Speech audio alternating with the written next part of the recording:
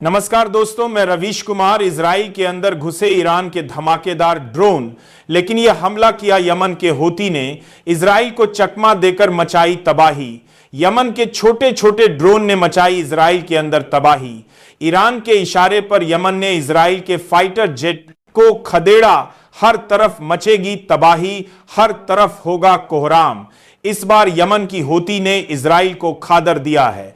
Yemen के अंदर घुसने की गुस्ताखी कर बैठा इजराइल ये नहीं जानता था कि यमन के एयर डिफेंस सिस्टम पहले से ही एक्टिव है, और जैसे ही इजराइल के फाइटर जेट एक हूती ने इजराइल के 22 पर बात करेंगे का फाइटर डे हमला करने के लिए यमन को निशाना बना रहे थे, वैसे ही यमन के एयर डिफेंस सिस्टम ने इजराइल के फाइटर जेट को खरीदना शुरू कर दिया। यही नहीं, यमन के छोटे छोटे ड्रोन इजराइल में घुसकर तबाही मचा रहे हैं। और यह तबाही देखने के बाद बेंजामिन नेतन्याहू बहुत रो रहा होगा, क्योंकि छोटे छोटे ड्रोन ऐसा चकमा देते हैं जिनको एयर डिफेंस सिस्टम पकड़ नहीं पता है। वीडियो में आगे बढ़ने से पहले कमेंट बॉक्स में बताएं आप किस देश या राज्य से हमारी खबर देख रहे हैं। अगर आपने अब तक हमारे चैनल को सब्सक्राइब है तभी का भीड़ हो, जैसे देश की बात करीब ने दिखा गया है, नहीं किया तो कर लीजिए। एक बार फिर से ईरान के इशारे पर यमन के हूतियों ने इजराइल को खजूर दिया है। दर्शन इजराइल के फाइटर जेट बड़ी ही चालाकी से यमन के अंदर घुस गए, और इस बार भी इरादा यमन में तबाही मचाने का था, लेकिन बड़ा झटका तब लग गया इजराइल को जब यमन के एयर डिफेंस सिस्टम ने इजराइल के फाइटर जेट को खादर दिया और एक के बाद एक हमले शुरू हो गए। इसके बाद इजराइल के फाइटर जीतों को वापस लौटना पड़ा। इधर दूसरी तरफ यमन के हूती एक एक कर उन तमाम जगहों को निशाना बना रहा है जहां से इजराइल के 3 करने के कंपोल दूसरी तरफ के दूसरे हमले करता है, और इजराइल की मेन जगह को टारगेट कर यमन के हूती के छोटे छोटे ड्रोन उनको चकमा दे रहा है। और डिफेंस सिस्टम होने के बाद भी यह छोटे छोटे ड्रोन कहीं पर भी घुस जाते हैं और एयर डिफेंस सिस्टम को चकमा दे देते हैं। ऐसा ही कि आपको जबहर देखी गई और केस पाती है, डिफेंस सिस्टम को चकमा दे देते हैं। जो हमेशा बनेगा हमले करता करेंगे इजराइल में हुआ। जैसे ही इजराइल में यमन के छोटे छोटे ड्रोन घुसे, उसने अंदर घुसते से ही चकमा दे दिया और डिफेंस सिस्टम को और एक ड्रोन रूम में जाकर जिसका पता लग नहीं पाई। इजराइल की सेवा और उनको अपना एयर डिफेंस सिस्टम बंद करना पड़ा। ऐसा दूसरी सेवा को काफी देखिएगा, जहां पर डिफेंस सिस्टम बंद करना पड़ा, डिफेंस सिस्टम बंद करना पड़ा और डिफेंस सिस्टम बंद करना तरफ एक के बाद एक बड़े धमाके शुरू हो गए।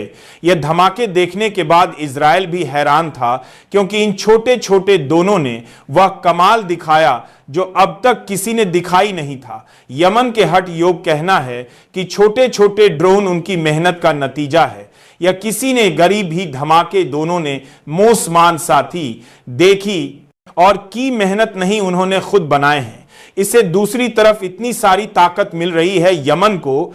ईरान ने यमन का पीछे से ही मदद कर इजराइल को बड़ा झटका दे दिया, और यमन ने इस ईरान की मदद से यह बड़ा हमला कर दिया। लेकिन कल अचानक से जब यमन पर हमला करने इजराइल के फाइटर जेट पहुंचे तो अचानक से यमन को सारी खबर लग गई। लेकिन यह खबर किसी और ने नहीं दी थी, बल्कि खुद ईरान के अयातुल्लाह अली ने दी थी। अयातुल्लाह अली ने पहले से ही यमन को बता दिया था कि इजराइल की मंशा हमला करने की है और वह कभी भी तुम पर हमला करने वाला है। लेकिन यह बात यस्सा को पता चल गई यमन के, जिसके बाद उन्होंने अपने एयर डिफेंस सिस्टम ऑन कर दिए। जैसे ही इजराइल के फाइटर जेट वहां पर आए तो यमन के एडमिशन सिस्टम ने हमला करना शुरू कर दिया, और इजराइल के फाइटर जेट जो कि काम से कमे काम से लिया दोनों के शुरू किया, 8 से 10 बताई जा रहे हैं, उनको खजराना शुरू कर दिया। हालात ये हो गई कि इजराइल के फाइटर जेट्स को वापस लौटना पड़ा, बिना हमला किया। इधर दूसरी तरफ कतर हमारा भाई है, मुझको बदला जरूर लेंगे साफ कर दिया है। हम मास का साफ कहना है कि फिलहाल हम करते हुए जब दे कर भाई जा रहे हैं, जब दे करते हुए मन के वे 10 बता एक एक कर हमले करेंगे, और ये हमने इतनी सटीक होंगे कि इजराइल में तबाही मचाएंगे। जब तक कि गज्जा से इजराइल की फौज नहीं हटाई जाएगी तब तक की जंग भी जारी रहेगी। और अगर इजराइल के पीएम बेंजामिन नेतन्याहू ने जरा सी भी चालाकी दिखाई तो इसका काफी जलाकर अंजाम पूरा इजराइल भुगतेगी, क्योंकि बेंजामिन नेतन्याहू लगातार हमास पर हमले करता है, कभी इजराइल पर हमले कर ईरान पर हमले कर देता है। लेकिन अब की बार तो इजराइल को रोकने के लिए यमन के हूती के छोटे छोटे ड्रोन बड़ी चालाकी शिक्षक में दे रहा है, और जीत कहीं ना कहीं इस वक्त विपक्ष की हो रही है। उधर दूसरी तरफ यमन की इस लड़ाई के बीच में काफी कुछ बदलने वाला है। हालात देश के और भी गंभीर होने वाले हैं, क्योंकि यमन को सपोर्ट कर रहा है कि फिलहाल इजराइल को मिटाने के लिए क्या करना होगा, क्योंकि वह नहीं चाहता कि गजा में यमन की हूती किसी भी तरीके से इजरायली बस्तियां बसाने से रोके हैं, क्योंकि अगर यहूदी बस्तियां बस गईं तो गाजा को कब्जा लगा बेंजामिन नेतन्याहू, और यह हम होने नहीं देंगे। लेकिन एक चीज है, और वह यही है कि फिलहाल यमन के हूती सबसे बड़ा हमला कर रहा है, और उनके हमले छोटे छोटे ड्रोन से हो रहा है। यानी कि मतलब साफ है, छोटा और धमाका बड़ा हो रहा है। इस वक्त सारी परेशानियां यमन के हूती ने इजराइल को दे दी है, और इजराइल पूरी से कोशिश कर रहा है इससे बाहर निकालने की। न्यूक्लियर बम की डील ऐसे नहीं हो सकती जो लोग हमें आंख दिखाने का काम कर रहे हैं। हम चुप बैठने वालों में से नहीं हैं। आंख दिखाकर नहीं, बल्कि बात कर कर ही यह समाधान होगा। ईरान किसी भी हाल में न्यूक्लियर प्रोजेक्ट रोकना नहीं चाहता, और वह अपने काम समाधान की बहुत हरत दूसरा करते हैं कि आगे बम के बाद करते हैं, जो हमारा सास की कोटी जानकारी है पर लगातार जारी है। और अमेरिका दबाव डाल रहा है कि न्यूक्लियर पर बात करनी होगी ईरान को, लेकिन ईरान कोई भी बात करने को तैयार नहीं है। हालांकि ईरान ने यह जरूर कहा है कि अगर बात होती है अच्छे तरीके से तो उसमें शामिल होने को तैयार है, लेकिन इसका यह डेढ़ मतलब बिल्कुल नहीं है कि हम अपने परमाणु न्यूक्लियर का जो काम है वह रोक दे। हमारा काम चलता रहेगा और हम आगे भी काम करते रहेंगे। मतलब साफ है कि किसी भी हाल में ईरान इस प्रोजेक्ट को रोकना नहीं चाहता। वह चाहता है कि फिलहाल यह प्रोजेक्ट जल्द से जल्द कंप्लीट हो और लोगों के सामने न्यूक्लियर आए। लेकिन आपको बता दे चले, मालवा और सिर्फ दिखाई देगा आपको, यानी कि जहां कभी बस्तियां हुआ करती थी वहां पर आज सिर्फ मालवा और खंडहर रहेगा है। और यह एक राजनीति का ही अहंकार है, और इजराइल के अहंकार को यमन की हूती के छोटे ड्रोन ने तोड़ दिया है। एयर डिफेंस सिस्टम धारा का धरा रहेगा जब मालवा और सिर्फ खंडहर रहेगा। जान तारा ग्रोन के साथ दो की हराबदारा रहे गया, और यमन के भूतियों ने एक के बाद एक ताबड़तोड़ हमले शुरू कर दिया। और ये हमले थे इतनी खतरनाक और इतनी सटीक थे कि इजराइल की में जगह पर ही जाकर लगे जहां पर निशाना लगाया गया था। मतलब साफ है कि फिलहाल यमन की हूती और ईरान मिलकर गाजा को बचा लेंगे, और अब जितनी भी जिंदगी है आप उसमें से किसी एक को भी जाने नहीं देंगे। इधर दूसरी तरफ ईरान ने अपने एयर डिफेंस सिस्टम को ऑन कर दिया है, क्योंकि ईरान अच्छे से जानता है कि इस वक्त इजराइल जगह जगह जाकर हमले कर रहा है, और वह यह कोशिश जरूर करेगा कि फिलहाल ईरान के तमाम जो प्रोजेक्ट चल रहे हैं उसको खत्म कर दिया जाए, और खास करके न्यूक्लियर को। लेकिन आपको बताते चले, ईरान झुकाने वाला नहीं है। ईरान अच्छे से जानता है कि इजराइल कब क्या करेगा, कैसे करेगा, और हम ये किसी भी हाल में होने नहीं देंगे। इस वक्त जो समझदारी ईरान दिख रहा है वह समझदारी किसी देश में नहीं है, क्योंकि ईरान ने अपनी समझदारी बार बार साबित की है। कतार पर हमला करना इतना भारी पड़ेगा कि तमाम अरब देश जो अब तक सिर्फ धमकियां दे रहे थे वह एकजुट हो जाएंगे और उसके खिलाफ मोर्चाबंदी कर देंगे, क्योंकि तमाम मुस्लिम मुल्कों ने एक साथ आकर एक मीटिंग की। इस मीटिंग में यह फैसला लिया गया कि इजराइल पर हमला तो होगा, और वह हमला ऐसा होगा कि इजराइल का पीएम बेंजामिन नेतन्याहू इसको अपने अंत तक याद रखेगा जब तक वह जिंदा है, और इस हमले को हम जरूर करेंगे। कतार में दो टूक कहां है कि वह हमले को टाल नहीं सकता, उसे हमला तो करना है और वह कर रहेगा।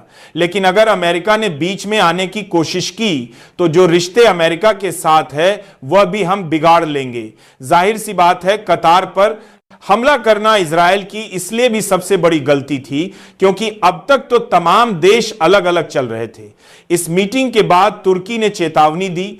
तुर्की ने कहा कि पिछले 2 साल से गाजा पर बेंजामिन नेतन्याहू नरसंहार कर रहा है, और इस नरसंहार का तमाशा अमेरिका के प्रेसिडेंट डोनाल्ड ट्रंप देख रहे हैं। सबसे बड़ी बात, एक तरफ डोनाल्ड ट्रंप शांति की बात करते हैं, तमाम देशों को धमकियां देते हैं, लेकिन जब बात इजराइल की आती है तो डोनाल्ड ट्रंप के मुंह से एक भी शब्द नहीं निकलता। एक तरफ वह अरब देशों के खास बनकर रहना चाहते हैं, दूसरी तरफ वह पीछे से इजराइल की पूरी मदद करते हैं और बेंजामिन नेतन्याहू को खुली छूट देते हैं। अलग अलग देश पर हमला करने की सबसे पहले बेंजामिन नेतन्याहू ने यमन पर हमला किया, उसके बाद उसने ईरान पर हमला किया, उसके बाद कतर पर हमला कर दिया। यही नहीं, बेंजामिन नेतन्याहू अभी आगे किन किन जगहों पर हमले करना है वह पूरा प्लान बना रहा है, लेकिन वह एक चीज भूल गया कि जंग जहां से शुरू होती है वहीं से खत्म भी होती है। बड़ी बड़ी बिल्डिंग के देखते ही देखते बंजरी बड़ा के दे हो गई। लोग सोचने पर मजबूर हो गए कि क्या यह राजनीतिक विकल्प है या फिर अब आम इंसान की आवाज कहीं मालवे में दब कर रह गई है। जिन लोगों ने अपनों को खोया उनकी कहानी बहुत दर्द में डूबी भी है। गजा का हर एक दिन मुश्किलों से भरा हुआ होता है। कब किसकी जान की कहानी लेकर एक रात बाद गो चली जाएगी कोई नहीं जानता। मौत के साए में जीना उतना ही खतरनाक होता है जितना एक खतरनाक जगह पर फंस जाना और यह सोचना कि हम यहां से कब निकलेंगे। लेकिन कहानी यहां से शुरू नहीं हुई थी। इस जंग की कहानी खुद बेंजामिन नेतन्याहू ने लिखी थी, लेकिन वह यह है, देखे काम ने दूरा है और जिसमें राज भारत एक काम में कारा दशमिल। नहीं जानता था कि ईरान जैसे देश तमाम अरब देशों को एकजुट कर सकते हैं। ईरान ने न सिर्फ इजराइल पर हमला किया था बल्कि उसके अंदर के स्ट्रक्चर को हिलाकर रख दिया था। अब इजराइल के नक्शे कदम पर चलना चाहते हैं। अब देश व बेंजामिन नेतन्याहू को उसी के भी देश में घुसकर मारना चाहते हैं और बताना चाहते हैं कि अरब देशों से पंगा लेने का मतलब क्या होता है। एक एक कर तमाम मुस्लिम देशों को निशाना बनता है। इजराइल का प्रधानमंत्री बेंजामिन नेतन्याहू वो अच्छे से जानता है कि यहूदी मुसलमान के खिलाफ रहे बैलिस्टिक मिसाइल तैयार की गई है। वीडियो को लाइक करें और हमारे चैनल रवीश न्यूज जर्नी को सब्सक्राइब